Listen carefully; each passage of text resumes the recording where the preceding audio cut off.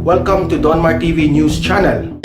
Susunod kami. Pag mga ganyan, pag mga sinasabi ng ibang bansa, ganito, gagawin naman ng Pangulo natin basta makikinabang Pilipino. Pero yung sasabihan ka lang ng kung ano-ano, hindi gagawin ni Pangulo yan. Halimbawa, ito. Pangulong Duterte, natuto pa rin ito ng pamahalaan. Okay. Thank you, pero wag pa rin kayong makialam. Ganyan. Yan naman na sinabi niya kahapon. Thank you. Pero ngayon dumating yan yung bakuna ngayon. Pero yung sabi niya kagabi, thank you, pero wag kayong makikialam dito. Subukan ninyo.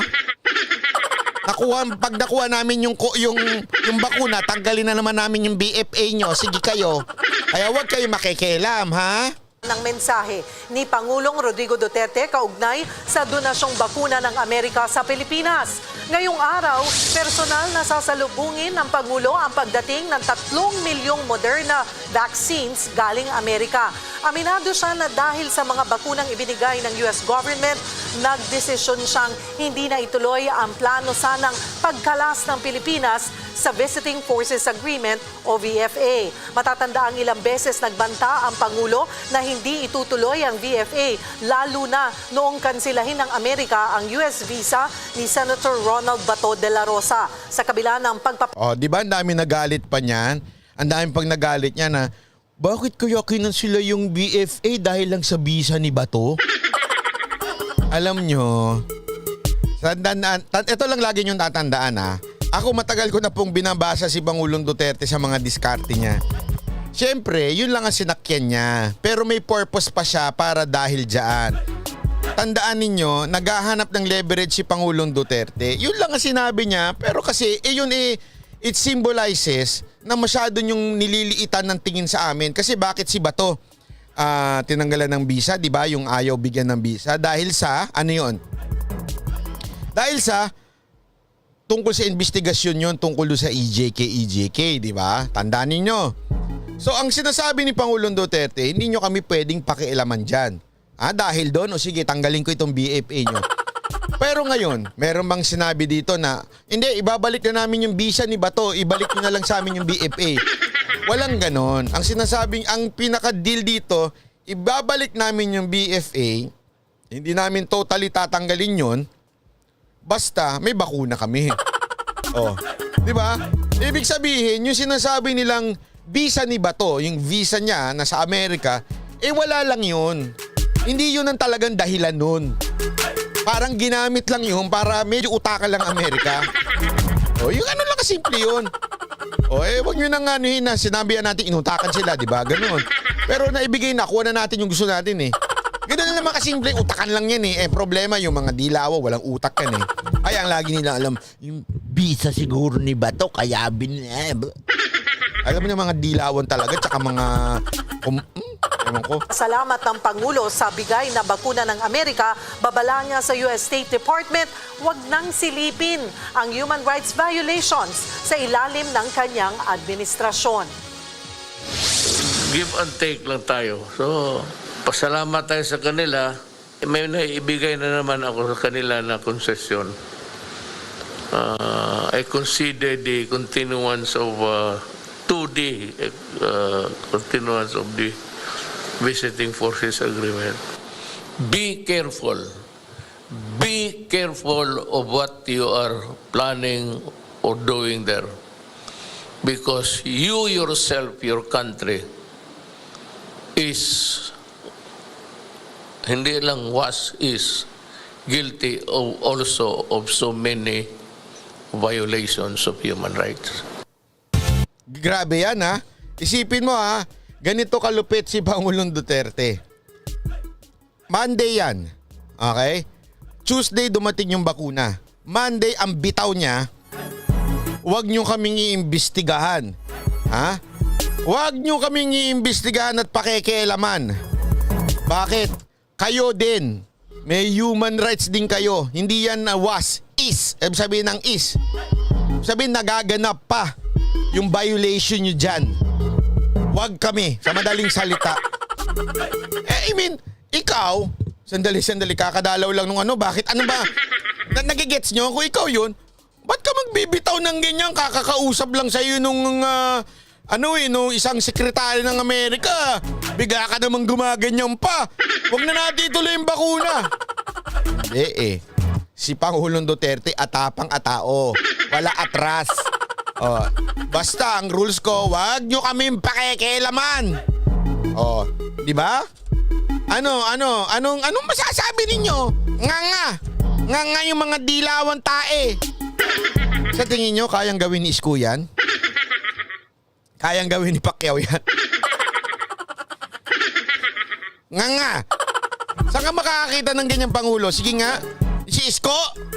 Ay, the America should do this and that because we approve. Si Pacquiao.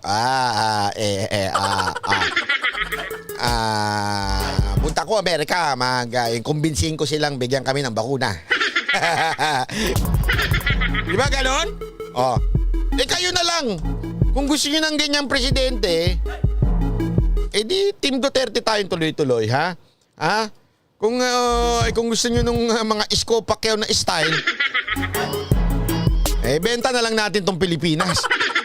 Pamigay na lang natin sa ibang bansa ito. Pwede ba ganon? Hindi, di ba? Eto na lang, kayo na lang. Ako, wag na ako, ilabas nyo na ako. Ilabas nyo na ako sa usapan, isipin nyo na lang, si Isko ang presidente. Sa tingin nyo paano niya i-approach yan? I think the vaccine is a good problem.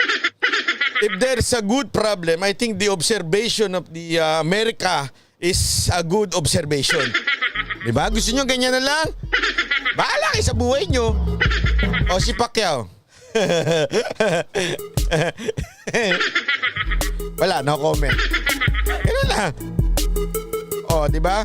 Ewan natin. Bahala na kayo sa buhay nyo.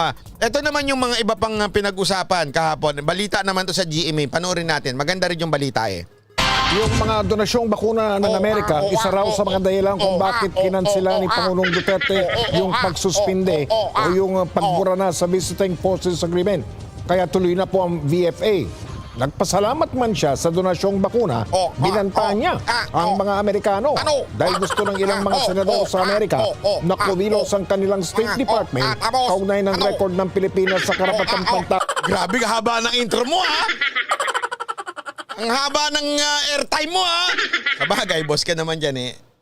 Hello po, sir. Oo, human rights. Nakatutok si Ivan Mayrina. Lampas 20 milyong dose ng bakuna kontra COVID na ang naiturok sa bansa at mahigit 9 na milyong Pilipino o 12% ng target na populasyon nakakadalawang jab o fully vaccinated na. Pero aminado ang Pangulo na tulad ng lagi iniulat ni Vaccine Czar Secretary Carlito Galvez, nananatiling problema ang supply. Kaya naman kung dati madalas sa banat sa Amerika ang naririnig sa kanya, naiba ang tono niya ng pasalamatan ng US sa kanilang donasyong 3 milyong dose sa Moderna vaccine na personal niyang sasalubungin ngayong gabi. Pag-amin ng Pangulo, isang dahilan nito kung bakit binawi na niya ang pagkansela sa Visiting Forces Agreement. Give and take lang tayo. So,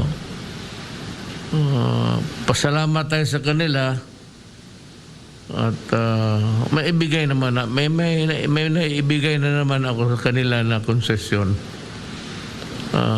I consider the continuance of 2D continuance of the Visiting Forces Agreement. In gratitude, I said, mahirapan. Nagpapasalamat tayo. Ito ang gusto ko kay Pangulong Duterte. Alam nyo, maganda kay... Ito, walang biro to. Ang maganda kay Pangulong Duterte, if you're doing something for the country, pasasalamatan ka niya. Kahit kalabang ka ba, kahit sino ka, if you're doing something sa bansa, pinasasalamatan niya. Pero pagka sablay talaga, nandun yung tapang. Sa madaling salita, alam nyo yung dating tagline ni Pangulong Duterte, yung tapang at malasakit? Hanggang ngayon, kitang-kita natin yon. Matapang si Pangulong Duterte, ipaglalaban niya talaga yung para sa atin, pero meron din siyang malasakit. Alam niya kung kailan siya magpapasalamat, alam niya kung kailan siya magpapakumbaba, alam niya kung kailan siya magpapakahambol at sasabihin, sorry, mali, 'di ba? Hindi ko kinaya. Pero marunong naman siyang hindi katulad yung Ayan, yung ba na yan, ang ibig sabihin yan people wants to be vaccinated. Walang mali, gusto lang nila isagusaw ang mga paa nila sa baha. Di ba? Gusto nyo ng gano'n na walang puro tapang kuno. Di ba, puro yabang. Kung gusto ng puro yabang, alam nyo, eto, walang masama minsan magyabang. Honestly, walang masama minsan magyabang. Pero yung saktong yabang lang. Okay? Kahit nga ang Biblia sabi, di ba? Pwede ka magyabang. Ano yun? Ipagyabang mo yung kabutihan na ginawa ng Diyos sa'yo. Yun, iyabang mo yun. May pwede kang magyabang. Ganun sa buhay. Kahit pag ikaw naman nagnenegosyo ka, ipagyayabang mo yung produkto mo. Maganda itong produkto ko, maayos. Pero pag alam mo ng palpak, sorry na. Babaguhin ko yung produkto ko, aayusin natin. Hindi yung may produkto ka, may palpak. It's a good problem, you know why? Because of that palpak, you know that you're good and the product is bad. Good pa rin. Yung puro kayabangan lang, ay naku po, sabi ko sa inyo. Wala. So thank President of the United States, Biden, the government and the people of America for not forgetting us. We share the same